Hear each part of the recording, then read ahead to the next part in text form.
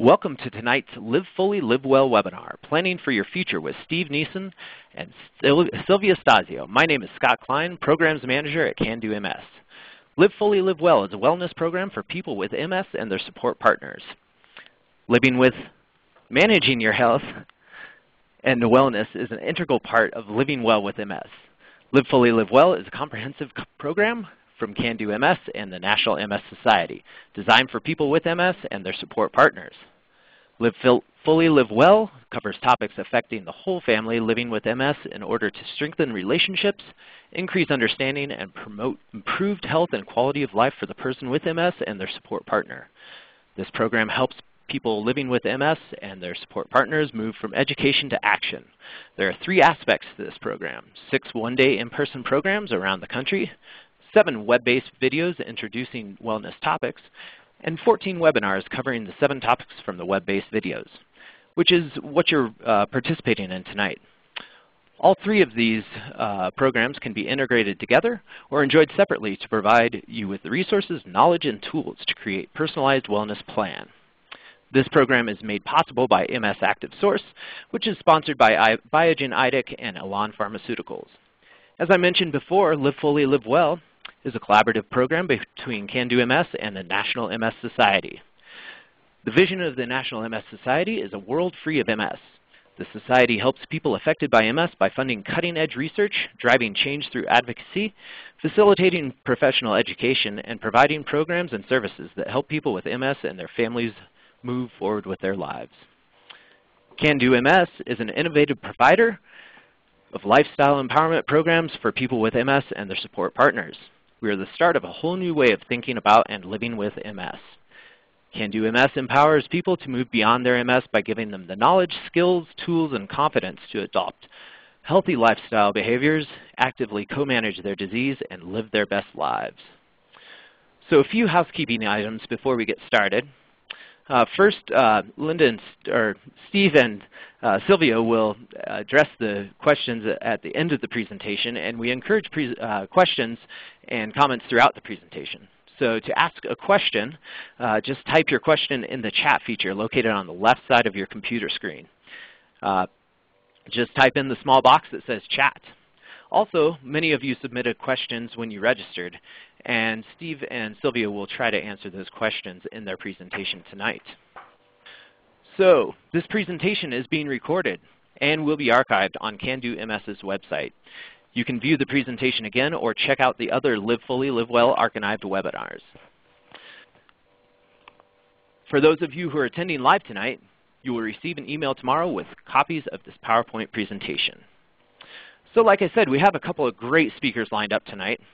We have Steve Nissen, MSCRC, who is Senior Director of Employment and Community Programs at the National Capital Chapter of the National Multiple Sclerosis Society in Washington, D.C.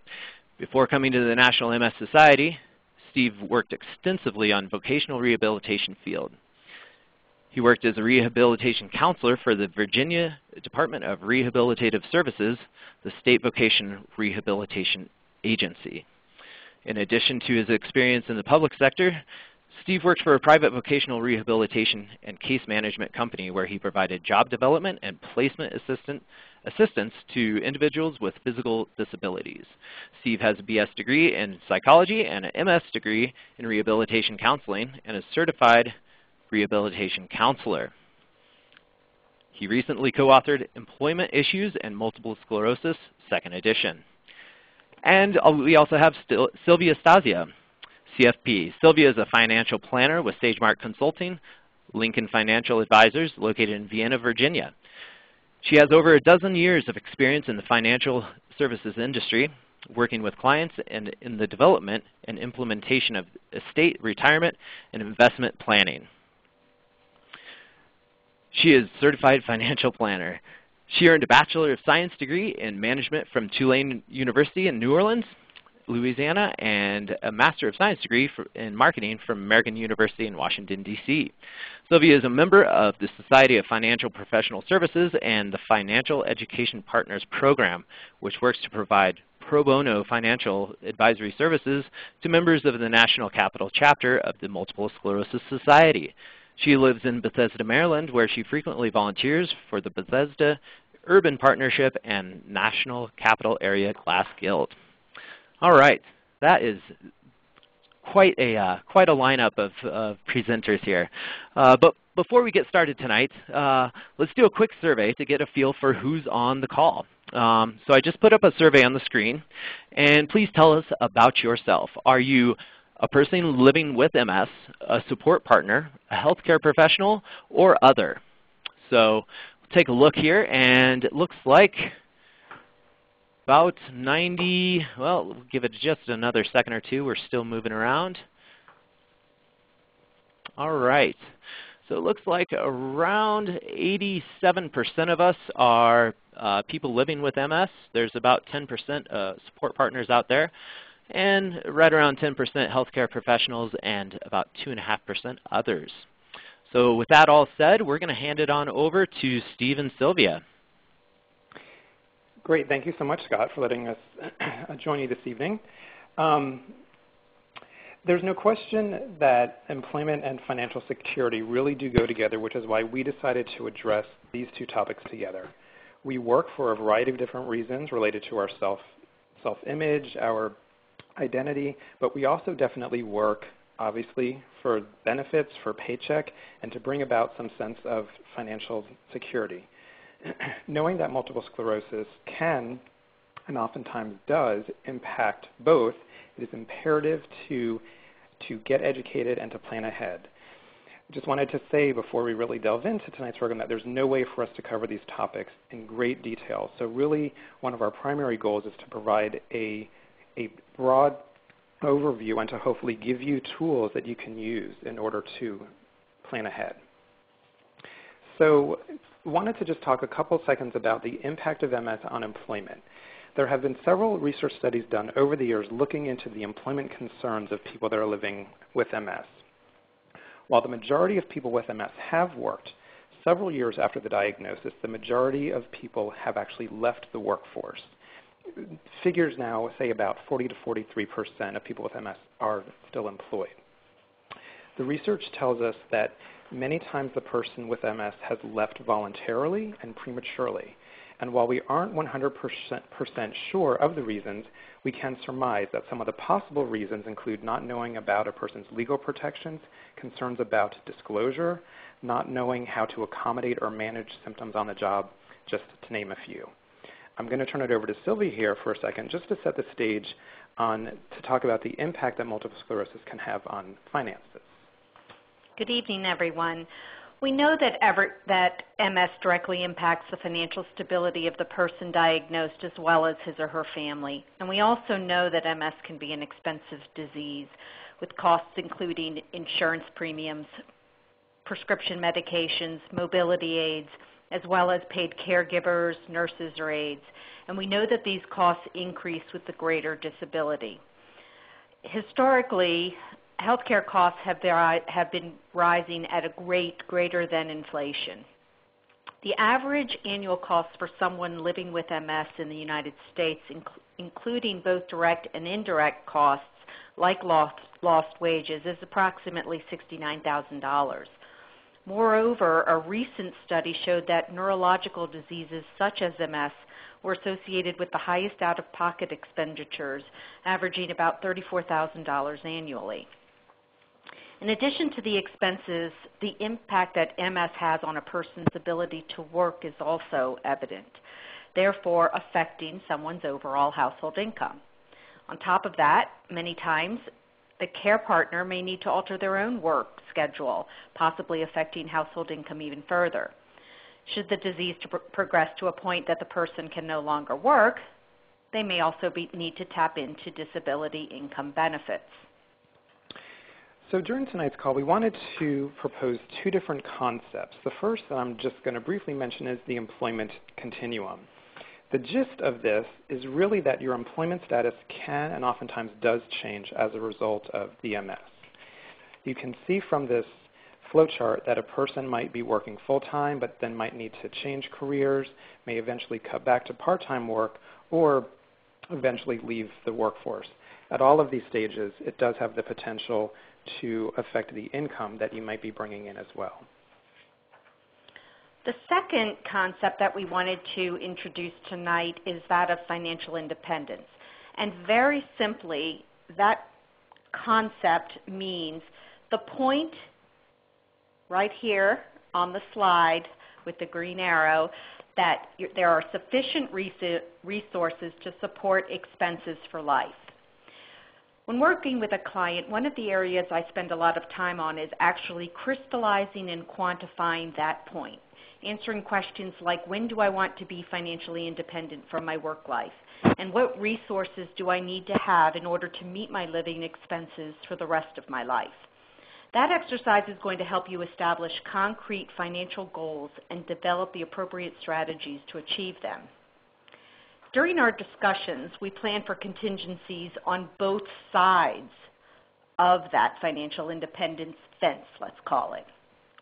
On the left side, what we refer to as the accumulation stage, for the vast majority of people, the greatest resource is the ability to earn an income. And it's that resource that we must do everything to protect, because it largely drives our ability to accumulate other assets that we'll need to tap into during the distribution phase.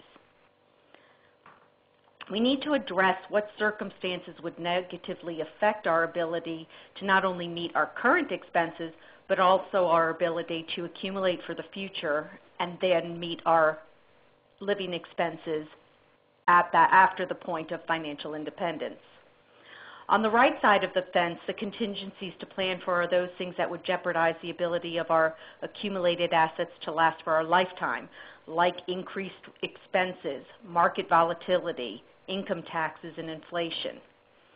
For those with a chronic illness like MS, the contingency planning becomes critical because the possibility of prematurely leaving the workforce, as well as the ever-increasing health care costs.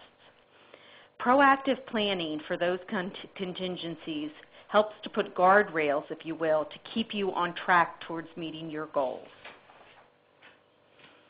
Because the planning process can seem so daunting to so many, and the number of variables seem endless on both sides of that fence, the tendency for many is to just give in to that overwhelming feeling and do nothing. So when it comes to ensuring their financial security, people don't plan to fail, they fail to plan. And in the absence of doing some forward planning, what you're really doing is giving up the ability to make changes to your situation that impact your financial future. The very fact that you are taking the time to participate in this webinar tonight underscores the importance of having a plan to support you and your family both now and in the future. As Steve mentioned before, there are truly a number of combinations of employment and financial situations, and we don't have the time to discuss the specifics of all those situations in detail in this webinar. So our main goal here is to encourage you to be proactive about your own planning and give you some tools and resources to begin your own journey, because it is a journey. All right, Sylvia, that sounds great, but where do I start? Dick Bell, who began the Financial Education Partners Program and the affiliation with the MS Society, explains things like this. If I were to drop you off at the Mall of America in Minnesota with the goal of buying a pair of shoes, for example, the first thing you would probably do is find the mall directory. The most important thing on that map is not where the shoe stores are located, but rather that big star that reads, "You are here." Because only when you really understand where you are and where you want to go can you begin to map out that route. So that's where we begin, with getting a clear understanding of where you are, your current situation. So as we start to look at the computer has frozen. Sorry about that. So before we start to really look at where you are in regard to your employment situation, we thought that we would survey the participants to find out what is your current employment status.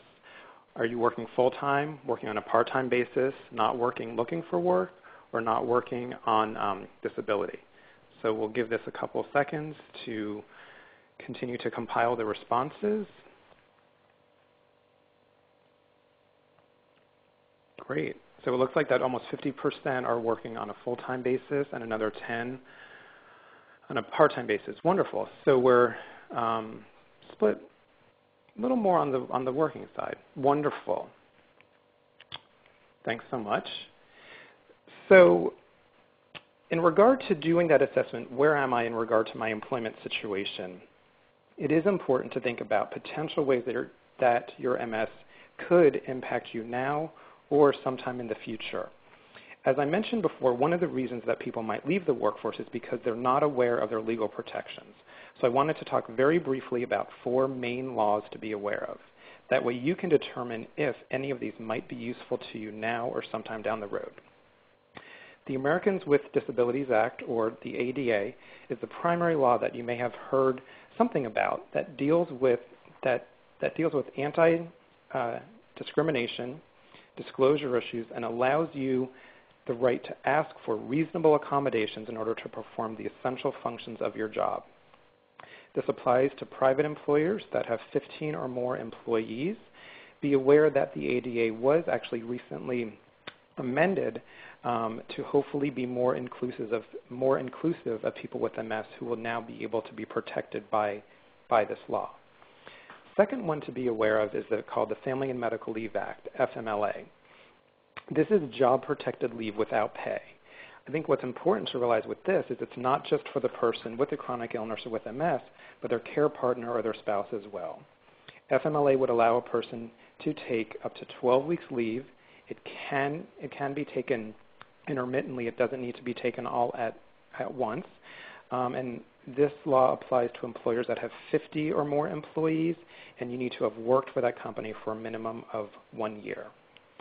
HIPAA, long phrase here, the Health Insurance Portability and Accountability Act, has many different parts to it. But in regard to employment, the section that I always mention is the one that deals with minimizing the need to fulfill a pre-existing condition clause when changing from one group health insurance, to another group health insurance plan. As long as your condition had been covered under that previous plan and there was not a significant break in coverage of 63 days or more. And the last one to mention is COBRA. Again, you see the slide. I'm not going to give the long title here. But what COBRA does is that this allows you to continue to buy into your old medical insurance when leaving work. COBRA lasts for initially 18 months unless you're leaving due to a disability, going out on a disability, and then it can be extended for up to 29 months. With COBRA, you would be responsible for the entire premium, and your employer can add on an additional 2% administration fee. Oftentimes, COBRA can be used with HIPAA if maybe switching jobs and there may be a waiting period on that new job until your insurance kicks in. And COBRA applies to employers that have 20 or more employees. Another thing to assess in terms of where are you in regard to your employment situation is disclosure. This is a very big topic, very big issue, and especially can be stressful if a person doesn't have any visible symptoms. This is a very personal decision to make. Usually disclosure relates to accommodations. Some people might choose never to disclose. Usually disclosure is done on a need-to-know basis, and it is even more tricky if you don't have any visible symptoms. When I'm working with a client, I can never tell a person to disclose or not. Usually I would ask them, what's going on at work that's making you think it's time to disclose?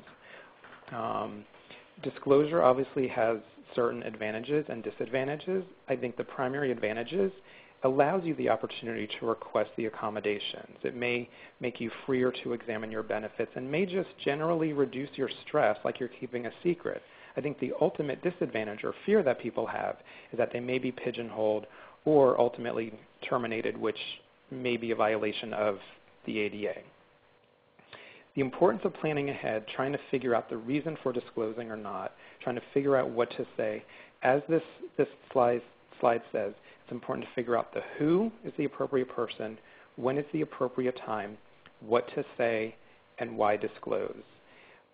The slide also shows a general disclosure script. Again, these are the 4 different components of that script, and I would encourage you to practice that with people that are close to you. So moving into accommodations, so again, disclosure and accommodations oftentimes really do go hand in hand. So again, going back to that assessment, are you having difficulties or are you concerned that you may be having difficulties managing certain symptoms on the job? You have the right to request accommodations. So just to give you a couple examples for a few symptoms, again, fatigue we know probably the most common symptom that we see with MS. Flexibility in the workplace we found has been very helpful. Combining breaks, even being able to take a nap at work. Cognitive symptoms we know can be particularly challenging. Utilizing some of the built-in accessibility features in our computers, the reminders, our calendars, looking at the physical structure of your work environment to try to eliminate the distractions that may keep you from doing the work that you have been assigned to do. Fine motor impairments, maybe tingling and numbness in your fingers. Again, utilizing assistive technology can really play an important role here. Voice recognition software packages like Dragon Naturally Speaking would allow you to convert voice into text on your computer without needing to physically type. And then just the gross motor, again, making sure that your work site is physically accessible to you. If you frequent a certain part of the office, make sure that your desk is close to the workroom, the copy room, the restroom, the kitchen, wherever that might be that you need to frequent. The slides, again, I've pretty much mentioned most of these on the previous two slides. One thing that I do want to point out, though, is that it is really up to you. You have the bulk of the responsibility to know what to ask for and to know how to ask for it. It really is supposed to be an interactive process with your employer, so definitely plan ahead. So now that I've talked a little bit about some of the ways that you would do an assessment of your employment situation, I'm going to turn it over to Sylvia, who's going to talk about ways to do a similar assessment in regard to your financial situation. Okay, I know that for many, the idea of doing a financial inventory sounds like a time-consuming task, and if you're faced with fatigue, it may seem too much to take on. But remember, a journey of 1,000 miles begins with a single step. And we've said this before, our goal here tonight is to provide you with the process to be proactive about your own planning. When people think about finances, the first thing that pops into their minds usually are budgets and how to invest. And those are parts of your financial picture to be sure, but we need to step back and take a look at the whole picture. When discussing financial planning, I like to use the word context. Remember the financial independence slide we talked about a few slides back? Having clearly defined objectives. Having specific expectations puts guidelines on your finances and puts each aspect of your financial life into context with the big picture. Let me give you an example.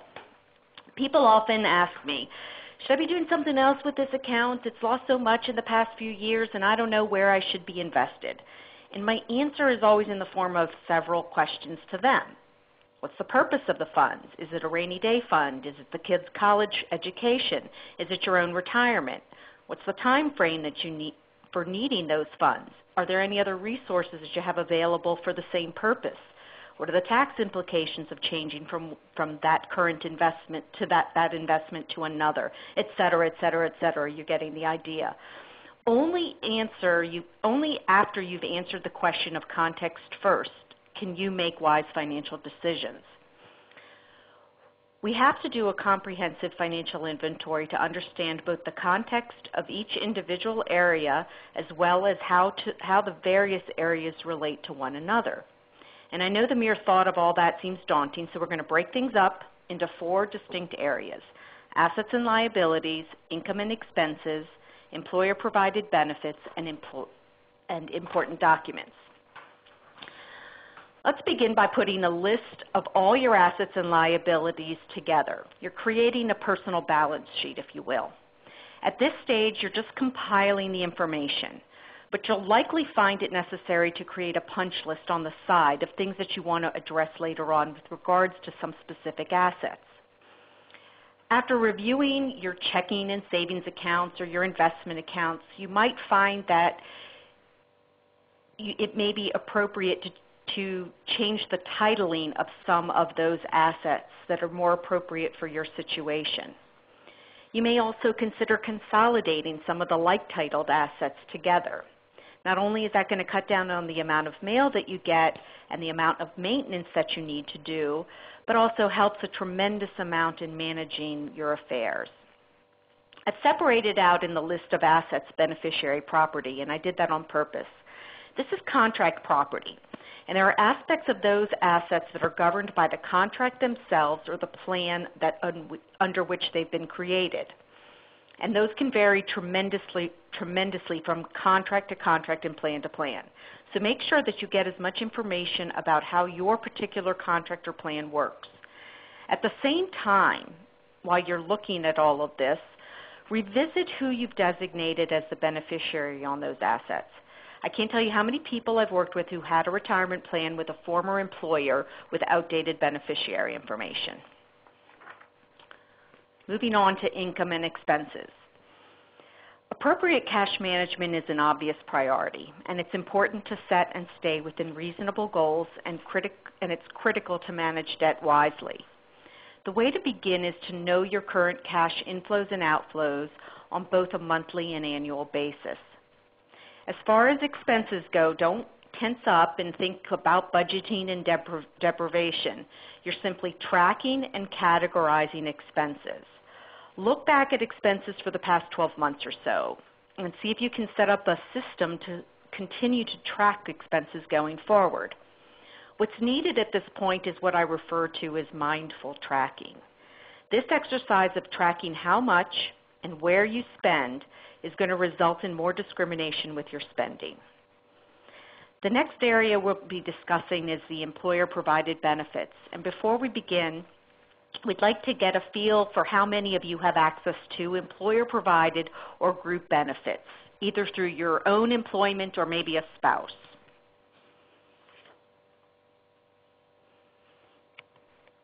Wow. The vast majority, it looks like, do have access to employer-provided benefits or group benefits. And most employers do offer a range of benefits,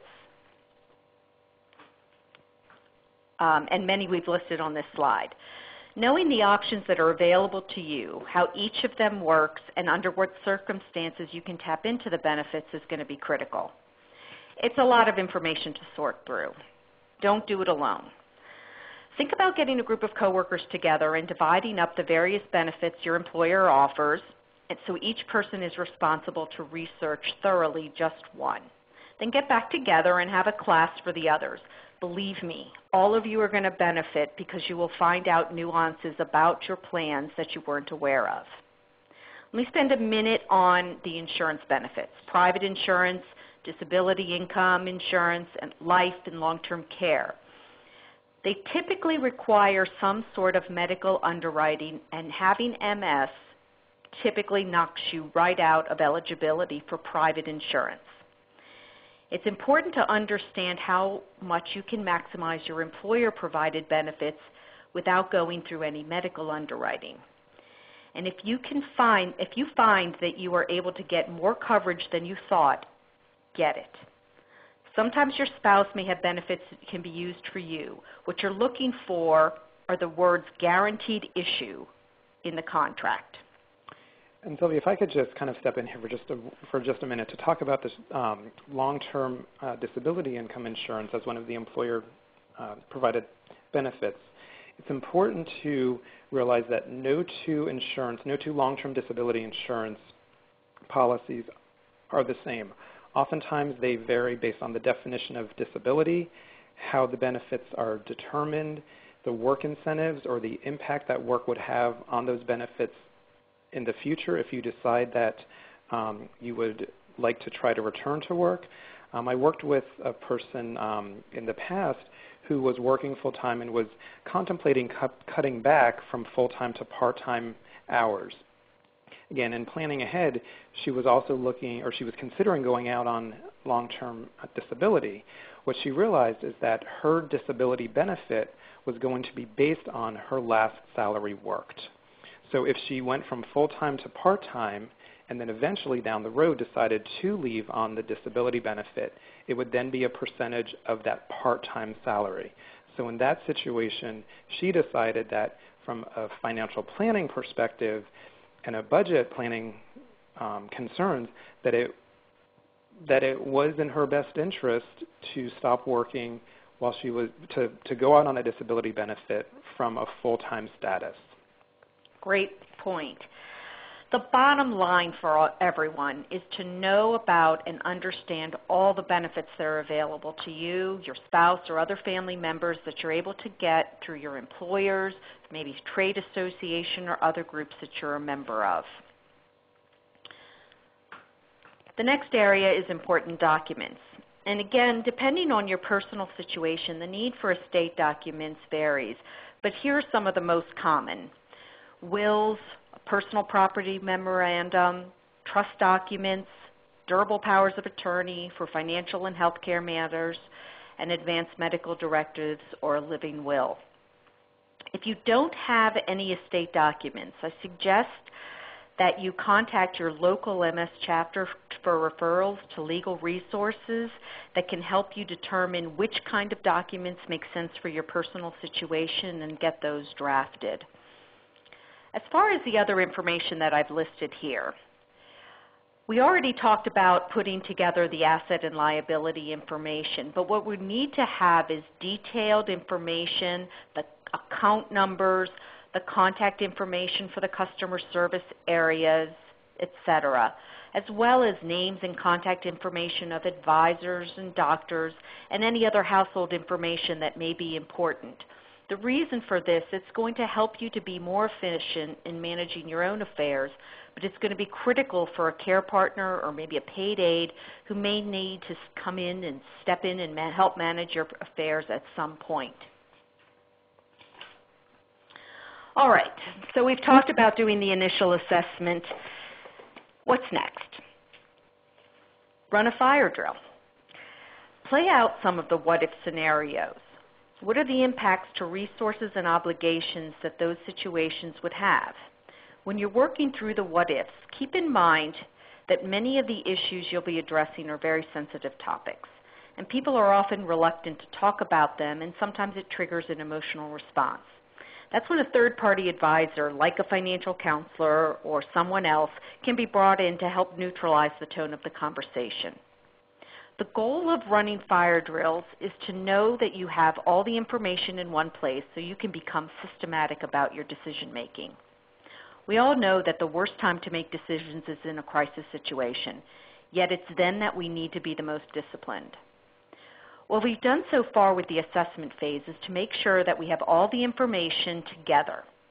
Next, we need to put together a mental checklist, if you will, to help make decisions in the future as your circumstances change. I love the story about the Miracle on the Hudson. Remember back in January 2009 when a U.S. Airways flight struck a flock of geese over Manhattan and they lost both engines? Captain Sullenberger became known as the hero of the Hudson. And in the interviews that followed the incident, he never said that in the face of a crisis he relied on his impressive skills or some superhuman power that he had. The outcome of that situation, safely landing that plane on the Hudson River where not one of the 155 passengers was lost, he insists was due to the crew's strict adherence to written procedure. They simply referred to a checklist that was called what to do in the event of engine failure, and they systematically followed it. And that's really what we're talking about developing for you. So to give you an idea of what a fire drill would look like in regard to your employment and financial situation, we thought it would be beneficial to take you through several what-if scenarios with someone that Sylvia and I actually worked with recently.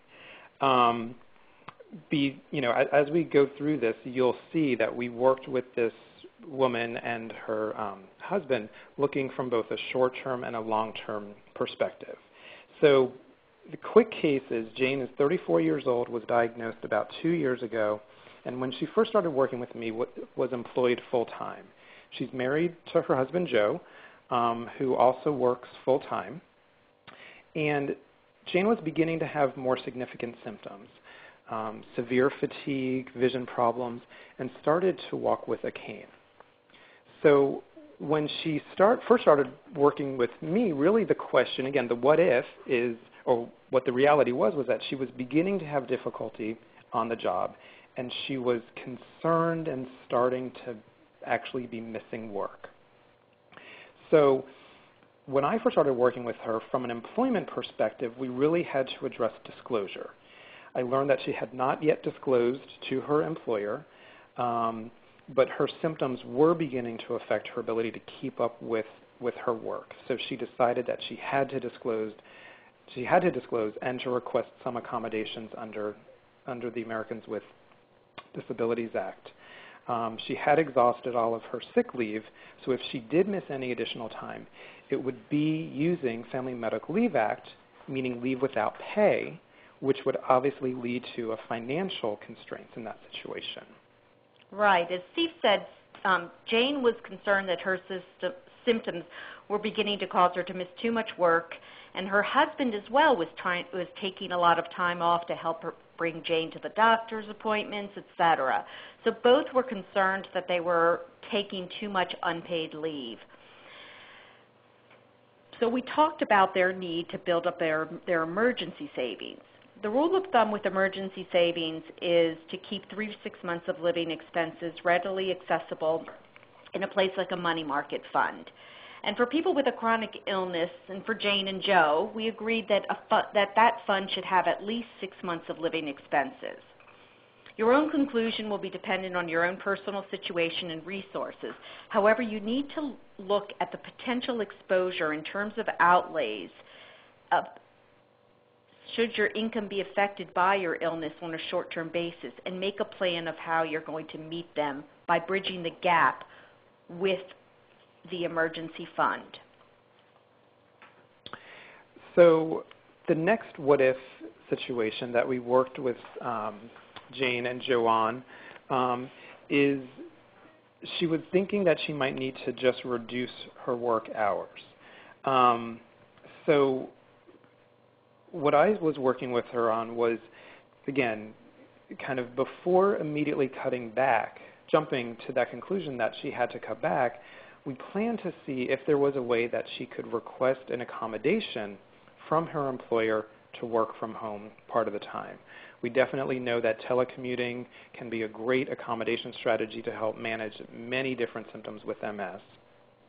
And Jane felt confident that having that flexibility to work from home, even a couple days a week, would allow her to continue to be productive and efficient, even with these challenging symptoms. But again, we wanted to do that checklist. What if her employer said no to this work arrangement? We talked about using intermittent FMLA. Again, as I mentioned before, FMLA, those 12 weeks don't need to be taken all at once. So could she take time off when she needed to and still have that job protection? From researching the impact in terms of her cutting back on her work hours, we also learned that it would have some impact on her benefits. So she would then have a higher cost share for her medical insurance. Right. And so one of the things that we were talking about when discussing Jane's reduction in her work hours is we had to determine how much it would impact their household income. So we had to dive deep into their expenses and made some decisions about ways to lower their overall expenses to keep their income in balance with their expenses. We talked about how the lower income would impact their ability to save for their future. With both Jane and Joe working full-time, they each were contributing to their respective employer retirement plan. However, we realized that if Jane reduced her hours and their overall household income dropped, we decided that Jane should really only contribute up to her employer's matching contribution. At the time, we decided that Joe should maintain his current contribution because we didn't want to impact their overall long-term financial security. The next what-if scenario that we, again, from a planning ahead, doing this fire drill, we needed to think about what would happen if Jane needed to leave the workforce completely. We did learn that her employer did provide private long-term disability insurance. The insurance carrier would require that she also apply for Social Security Disability Insurance, SSDI, which is oftentimes the case with private disability insurance policies. But both of those disability benefits may take time to get approved, may take time for her to get approved. So there was some obvious legitimate concerns about the impact that that break in work history would have on the family's finances. Right, and that's exactly the reason, one of the reasons that we decided to have a 6 months of living expenses as their emergency fund, so that those funds could help bridge that gap of income.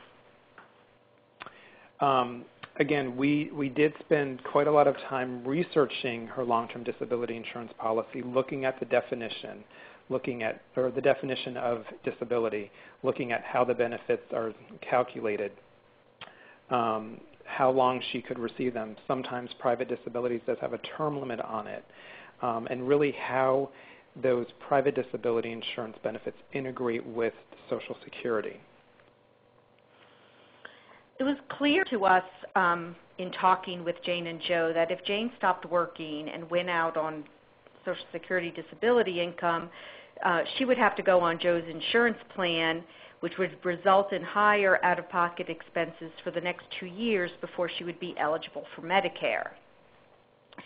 We also had to calculate their new expected income stream, including Jane's long-term disability from her employer and the SSDI.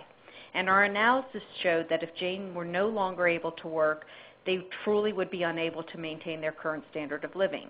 And this is when we had to have some serious discussions and make some really tough decisions. And they decided that if this scenario were to come to pass in the future, they would need to sell their home and find a condo that would be more affordable, as well as have easier access for Jane. We did talk about the fact that if Jane were on disability, she would be allowed to access her retirement plan before age 59 and a half without penalty, but it would not be in their long-term interest. Remember, we're always looking at things from both a short-term and a long-term perspective. All right, I know we've covered a lot of information in this webinar, and again, our goal for you tonight was to inspire you to think proactively about your future and provide you with some tools to do some strategic planning with regards to your finances. Some things to keep in mind. Maintain up-to-date files of all important information in a safe place. We talked about this before and how this will not only help you manage your affairs more efficiently, but it's critical to have this information together should someone need to step in and help manage your affairs in the future. Plan with both a short and long-term perspective. We've mentioned this before too, just did. Think both how things affect your situation on a short-term basis, but also think long-term. Think life expectancy. Evaluate where you stand periodically. Going back to that Mall of America. If you're like me, on the way to one store, I'll get distracted by a window display or a sale sign that's in a totally different direction, and I'll go wander. At that point, I need to, just like the GPS in a car, recalculate and map a new route to what my original destination. And most importantly, don't do it alone. So that brings us to the next, or to the remaining few slides in this slide deck tonight. We would definitely like to encourage you. I know Scott said that you will be sent the PDF version of the slides tonight. We would encourage you to print them out and to review the resources. In the interest of time, we're not going to be able to go through them all, but just to kind of point out a few, this first slide really mentions a lot of the resources available from the National Multiple Sclerosis Society. Again, you see our website here, nationalmssociety.org, our toll-free number, 1-800-344-4867. We have a variety of different resources, brochures, websites, programs really geared towards helping people get informed and get educated about their employment situation. This next slide, the one that I want to point out, is the Job Accommodation Network, or JAN. Again, you see the website here, askjan.org, and their toll-free number 1-800-526-7234. This is a free service federally funded by the Labor Department, where they can provide you information about accommodation strategies, disclosure. They really know the ins and outs about many of the legal protections that you might want to or might need to tap into in the workplace. Just to give you a sense of what some of the brochures look like, we threw in this slide here.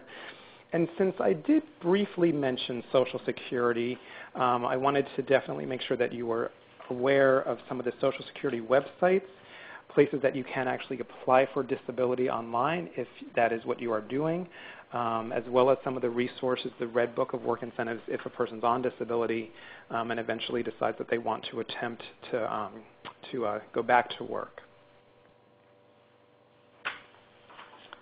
Okay, and with regards to financial planning resources, the best resource that I can offer to you is the Financial Education Partners Program. This is a joint volunteer program between the Society for Financial Service Professionals and the National MS Society. And we provide pro bono counseling services to MS clients around the country. I encourage you to contact your local MS office, and they will put you in contact with a counselor. If there aren't counselors available in your area for one-on-one meetings, they absolutely can connect you via phone, via email, with a counselor who can answer your specific questions. If you want to engage the services of one of these counselors to help you do more extensive planning, I encourage you to really go through the process of creating that financial inventory that we were talking about prior to meeting with the counselor. They are going to need that information to help you out. The MS Society as well has a number of publications that are wonderful resources for you, and we've listed them here. Just as Scott had mentioned at the beginning of the webinar, you will get a PowerPoint presentation. You will get a copy of this PowerPoint presentation. Print it out and keep these resources in that file of important documents that I was talking about, so you can get this information and have all the resources readily available that Steve was talking about and that I was talking about, so that you can have them at the ready. And now I think, Scott, we're ready to open things up for questions. Terrific. Well, we have a bunch of really great questions, so I will field as many as I can in the time that we have. This is a great question here. What is a substantial or significant time period that's considered a lapse in treatment for pre-existing conditions? Do you have the answer? Right. Well, in order to, if you're going from a group plan, so again, this is under HIPAA. If you're going from a group plan to a group plan, under HIPAA, what they consider to be a significant lapse in coverage is 63 days or more. Okay. So, great. And what is considered to be a pre-existing condition is something that has been treated in the... Okay. So that's very definitive answers there. Excellent. Here's another good one. If necessary, can this person access their retirement savings, such as an IRA, without being penalized? And if so, how do they do that? Okay. Yes. If you are disabled, meaning you are on Social Security disability, you can access your retirement plans prior to age 59 and a half without penalty. After 59 and a half, there is no penalty. Remember, all withdrawals from retirement plans, IRAs, 401ks, 403bs, whatever, are going to be income taxable to you. And there's a 10% penalty for taking withdrawals under 59 and a half unless you are disabled. However, I strongly encourage you to think long term and before tapping into those benefits. You would simply need to go to your employer if you're still employed and you're needing to tap into those plans. And if you are still employed, ask about loans before taking a withdrawal.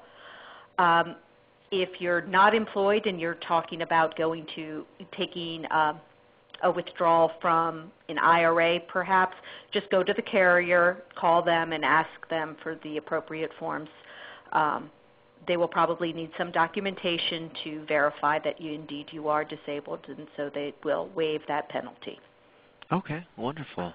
Great answers, you guys. Here's a great question. Why do some short-term disability insurances deny people with pre-existing conditions such as MS? And is there anything you can do about it? Oh, that's a nice, hard question for us to answer. Unfortunately, that's because those vary plan to plan, like we said, and so the reason for one's denial is it doesn't hold true for others. That's a carrier question, and if you're employed and have that question about your short-term disability program, I think you're going to have to go back to your HR department and ask them specifically, because unfortunately I don't think there's any consistency with what the short-term disability programs can offer and what they consider to be a pre-existing condition. Sure. So I think you're going to have to go back to your own employer and your own plan benefit manual to find out the answer about your specific plans. Okay, case by case. Yeah. Great. Okay, and so here's an interesting one. So this person is one of those people who has gone from full-time employment to part-time, slowly decreasing their work hours as their fatigue has increased. Has this person made it more difficult to receive Social Security disability? Social Security disability determines an individual's benefits using an extremely complicated formula. So it's not like the example that I was giving with the private long-term disability, which is pretty much black and white, at least with the example that I was sharing, that it clearly said that the benefit was 60% of the last salary worked. Social Security does look back over your recent work history. So if a person does cut back from full-time to part-time, it's not going to be a direct impact on their disability on their financial disability benefit. I would encourage, you can receive from Social Security Administration what's called a earnings history. They used to mail these to you usually once a year. It was a green sheet of paper. Right. They've stopped doing that, I think, to try to cut back on some costs. But you can still contact Social Security Administration and request from them your earnings history, which will show you how much your disability benefit would actually be if you become quote-unquote disabled in the immediate future. Terrific. Another good one. What is needed for a spouse to get FMLA?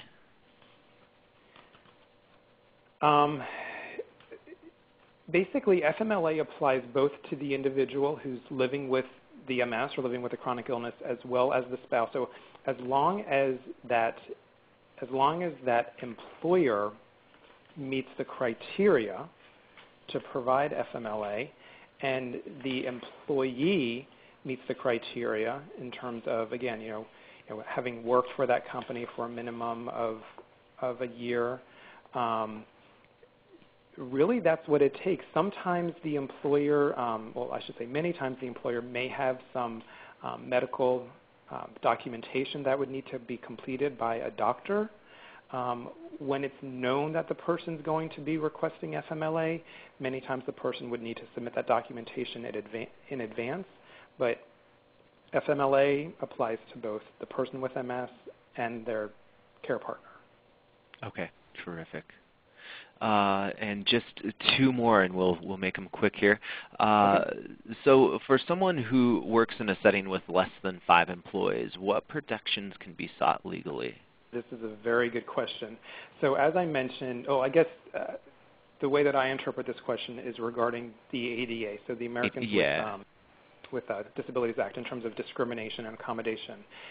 The ADA does apply to employers that have 15 or more employees, but oftentimes at a local level, at a state or local government level, there are similar anti-discrimination laws on the books that would apply to employers that have fewer than 15.